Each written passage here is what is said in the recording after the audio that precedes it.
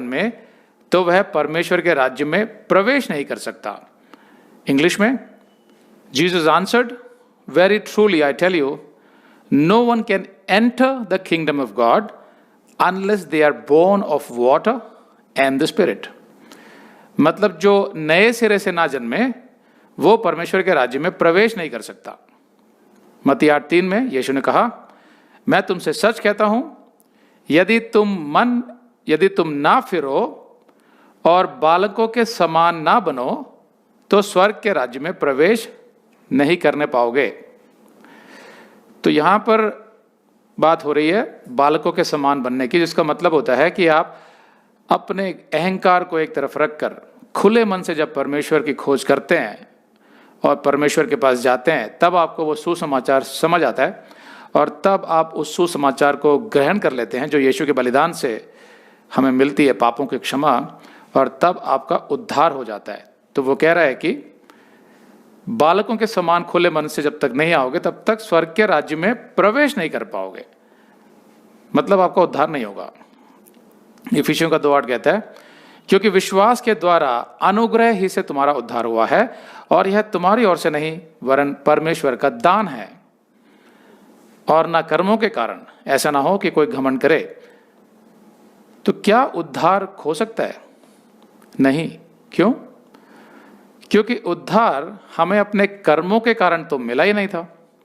वो तो इसलिए मिला था क्योंकि हमने अपने पापों को स्वीकार कर लिया था और उनकी क्षमा मांगकर यीशु के बलिदान को स्वीकार किया और उसके बताए मार्ग बाइबल पर चलने को तैयार हो गए।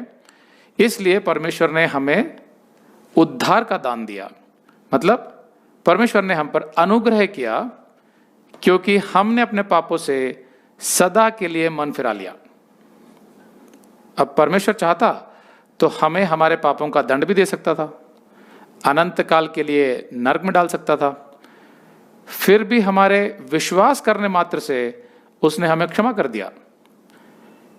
इसीलिए बाइबल उद्धार को परमेश्वर की ओर से दान कहती है, अ गिफ्ट। और परमेश्वर अपने दान कभी वापस नहीं लेता। इसलिए एक मसीह का उद्धार कभी खो नहीं सकता। अगर उसका सच में उद्धार हुआ है तो इन आयतों में यीशु बात कर रहा है परमेश्वर के राज्य में प्रवेश करने की, enter the kingdom of God. तो यहां प्रवेश के लिए जो यूनानी शब्द इस्तेमाल किया गया है उसका अर्थ निकलता है केवल एक बार प्रवेश करना। It's a one time act, मतलब एक बार प्रवेश हो गया तो हो गया, अब उसमें से निकाला नहीं जाएगा। इसीलिए उद्धार एक बार सच्चे मन से विश्वास करने से ही मिल जाता है और फिर वो उद्धार कभी नहीं खोता।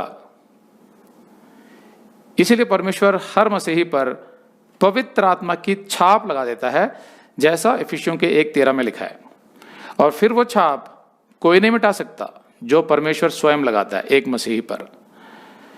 जैसे आप शरीर से जन्म लेकर वापस अपने माता के गर्भ में नहीं जा सकते, वैसे ही आप आत्मा से जन्म लेकर वापस आत्मा रहित नहीं हो सकते।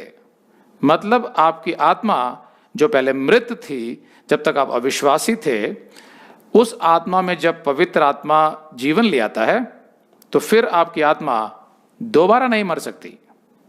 इसीलिए यीशु ने कहा यूहन्ना 5:24 में, मैं तुमसे सच सच कहता हूं, जो मेरा वचन सुनकर मेरे भेजने वाले की प्रतीति करेगा, मतलब पिता परमेश्वर का विश्वास करेगा, अनंत जीवन उसका है और उस पर दंड की आज्ञा नहीं होती, परंतु वह मृत्यु से पार होकर जीवन में प्रवेश कर चुका। वन टाइम एक्ट, एक बार प्रवेश कर गया तो कर गया, मतलब वो अनंत जीवन में प्रवेश कर चुका है, मतलब उसका उद्धार कभी नहीं खोता। लेकिन क्या उद्धार हो जाने के बाद और पवित्र आत्मा मिलने के बाद एक मसीही से पाप नहीं होते? बिल्कुल होते हैं। क्यों होते हैं? क्योंकि आदम से मिले वंशानुगत पाप का स्वभाव तो उसमें फिर भी बना रहता है। मतलब उद्धार के बाद उसमें अब 2 स्वभाव आ जाते हैं।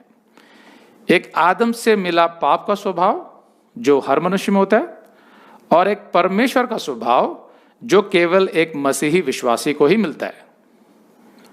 तो उद्धार से पहले वो केवल अपने पाप के स्वभाव में चलता था, लेकिन उद्धार के बाद वचन में बढ़ते हुए अब वो धीरे धीरे परमेश्वर के स्वभाव में चलना सीखता है, और इस कारण वो धीरे धीरे अपने पापों से दूर होने लगता है।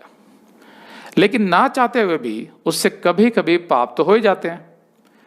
जब आदम से मिला पापी स्वभाव उस पर प्रबल होता है तब उससे पाप हो जाते हैं, लेकिन तब उसमें बस रहा पवित्र आत्मा उसे निरुत्तर करता है, कन्विक्ट करता है और उसे बताता है कि जो तुमने पाप किया वो गलत था, और वो यीशु से क्षमा मांगकर वापस पवित्र आत्मा के मार्गदर्शन में चलने लगता है। लेकिन फिर भी ये संभव है कि कभी कभी उससे पाप हो जाए, क्योंकि आदम का स्वभाव तो मरते दम तक उसमें रहता है, जिसको हम मनुष्य का स्वभाव अर्थात मैन्स नेचर कहते हैं। तो इस बात को ध्यान में रखते हुए अब हम इन आयतों को पढ़ते हैं। पहले कुरिन्थियों का 6:9-10 में पौलुस कहता है, क्या तुम नहीं जानते कि अन्यायी लोग परमेश्वर के राज्य के वारिस ना होंगे? धोखा न खाओ, ना वैश्यागामी, ना मूर्ति पूजक, ना परस्त्रीगामी, ना लुच्चे मतलब इफेमिनेट मतलब जो पुरुष अपने आप को स्त्री समझता है, ना पुरुषगामी, ना चोर, ना लोभी, ना पियक्कड़, ना गाली देने वाले, ना अंधेर करने वाले परमेश्वर के राज्य के वारिस होंगे। यही बात पौलुस ने गलातियों के 5:19-21 में भी लिखी है। तो यह आयतें कहती हैं कि इन पापों को करने वाले परमेश्वर के राज्य के वारिस ना होंगे। अब समस्या यह है कि उद्धार के बाद इनमें से कुछ पाप तो एक मसीह से भी हो जाते हैं, तो फिर तो वो परमेश्वर के राज्य का वारिस ना होगा, तो क्या वो परमेश्वर के राज्य में प्रवेश ना करेगा? तो इसका उत्तर है कि वो परमेश्वर के राज्य में प्रवेश तो करेगा, लेकिन वो परमेश्वर के राज्य का वारिस नहीं होगा। अब इसका क्या मतलब है?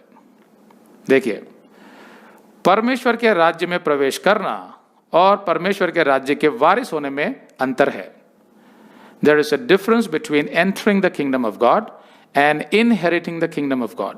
क्या है वो अंतर?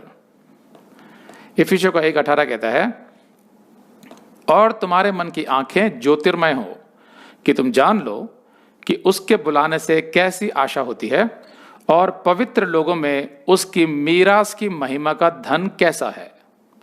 मीरास मतलब इनहेरिटेंस, उत्तराधिकार।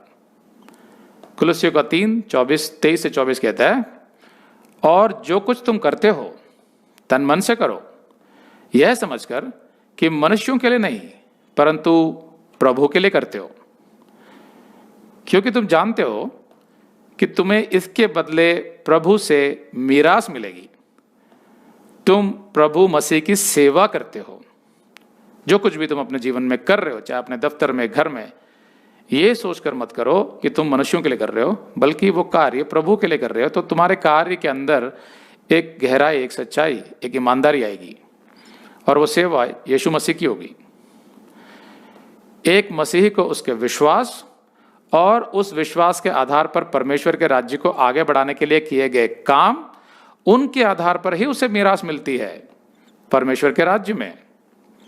पहले कुरिन्थियों का 6:10 में जो वारिस शब्द इस्तेमाल हुआ है, जो अंग्रेजी में इनहेरिट है, उसका यूनानी शब्द है क्लेरोनोमियो, जिसका अर्थ निकलता है प्रतिफल का उत्तराधिकारी होना या राज्य में विशेष स्थान का उत्तराधिकार प्राप्त करना।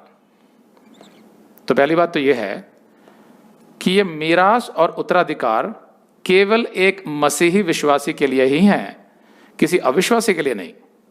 इसीलिए पौलुस जब कहता है पहले कुरिन्थियों के 6:9-10 में, क्या तुम नहीं जानते कि अन्यायी लोग, कौन है अन्यायी लोग?